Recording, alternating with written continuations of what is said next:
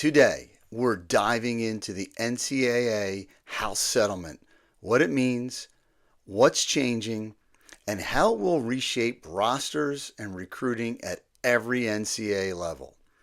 The NCAA has just approved a sweeping set of rule changes tied to the house settlement. This isn't just policy talk. This is going to change how rosters are built, how athletes are compensated, and how you, the high school student athlete or parent, need to navigate the recruiting process starting right now.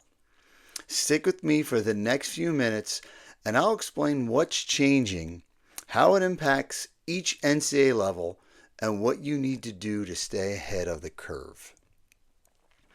Hi everybody, I'm Coach Keith Mondillo. I'm the Director of Athletics and head basketball coach at the college level for over 30 years. I've recruited, coached, and mentored hundreds of student athletes and families. And now, through my business, the Athletic Recruiting Roadmap, I help families like yours navigate the recruiting process with clarity, confidence, and real strategy. If you're a parent of a high school athlete or even a youth coach trying to support your players, this channel's for you. So make sure you hit the subscribe button so you never miss updates like today's, because this one's a game changer. So, what is the house settlement all about? At its core, this is the NCAA responding to a major lawsuit that challenged its long-standing restrictions on athlete compensation. The Division I Board of Directors has just adopted new rules that will go into effect if the court gives final approval. And based on everything we're seeing, it's likely to happen. Here's the short version. Over 150 NCAA rules are getting wiped out. That's right. Over 150 NCAA rules are getting wiped out. Long are the days where 5 years ago, right before the pandemic, peanut butter on a bagel was considered an extra benefit for student athletes. We'll get into that later. Schools will be allowed to give more scholarships. They'll be able to pay athletes directly, up to $20.5 million a year per school.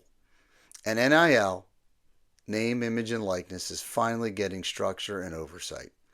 That's not a small change. This is a complete restructuring of how college athletics works. And it's going to affect every single student athlete, whether you're aiming for a Power 5 program or a Division III roster spot. So, let's unpack the major changes so you know what's coming.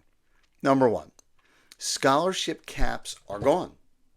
No more sports-specific scholarship limits.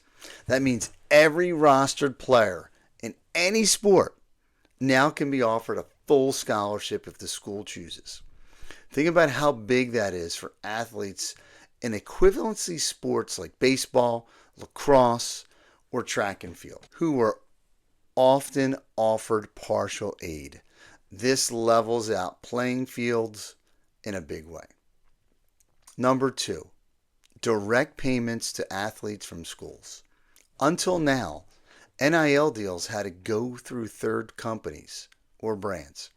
Under this settlement, schools can pay athletes directly for their name, image, and likeness. No middlemen. That brings both opportunity and responsibility. Number three, $20.5 million annual benefit cap. Power 5 schools can now allocate up to $20.5 million a year in direct athlete benefit. That includes scholarships, NIL payments, and other forms of compensation. Number four, oversight, monitoring, and eligibility. There will be a tech platform to track all these NIL deals, a new enforcement mechanism, and student athletes must still meet academic and enrollment requirements at each institution to receive any of these benefits. So school still matters. Now, here's where I really want to lean in and talk to you as a coach not as a lawyer or a higher ed academic person. This is part of the media misses. These rule changes aren't just legal updates. They affect how teams are built. They change the math for every coach in the country. And more importantly, they change the recruiting strategy for every athlete trying to earn a spot. Let's walk through what this means at each NCAA level. Now, Division I, Power 5 or Power 4 programs. These are schools with the big TV contracts, the deep donor bases, the ones you see on ESPN every weekend. These schools will be first to implement the full scope of the settlement. Here's what's going to happen. Every roster spot becomes more valuable because now even walk-ons might be offered a full scholarship or NIL-based stipends.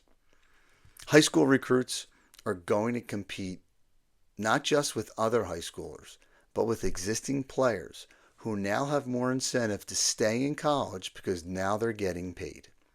The transfer portal will still be active, but we might see fewer outgoing transfers at the top schools because why leave if you're getting paid and playing? For athletes, if you're targeting a Power 5 school, understand this, it's more competitive than ever. These coaches don't just need talent, they need maturity, professionalism, and readiness on day one. So for the Division I mid-majors, let's talk about these institutions, these conferences. Think of the Atlantic 10, the MAC, the Big West. Good schools, great competition, but not always on the same budget. They're in a tough spot. Some of these schools will opt out, offering new benefits. Others won't be able to keep up, and that's what's going to create a divide. If they can't offer $20 million in benefits, they have to compete with relationships, development, academics, and early playing time. As a recruit, this is where fit becomes everything. Some families will chase the money and find themselves on the bench. Others will go where they're wanted and see real development and success. Division II schools might be the unexpected winners here. They're not part of the initial settlement, but they offer partial athletic scholarships and often combine that with academic aid. These schools will be attractive to athletes who get priced out of Division I arms races, players who want a good fit and real playing time from day one. So if you're a recruit who's on the fringe of Division I and Division II, don't overlook the opportunity. Some of the best careers I've seen come out of Division II programs that offer the right balance. Division III. Division III is often misunderstood. No athletic scholarships, no direct NIL money from schools. But let me be clear, Division III is about to get stronger. As top schools offer big benefits, there's going to be a trickle down. Not every athlete wants the pressure of performing for a paycheck. Some will choose stability, development, and academics.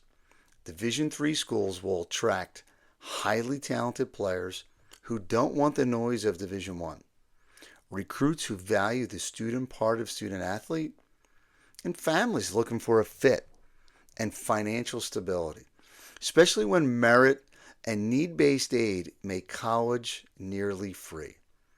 I've coached and recruited Division III for years. If you're smart, focused, and love the game, Division III could be your secret advantage. So, coach, what should we do?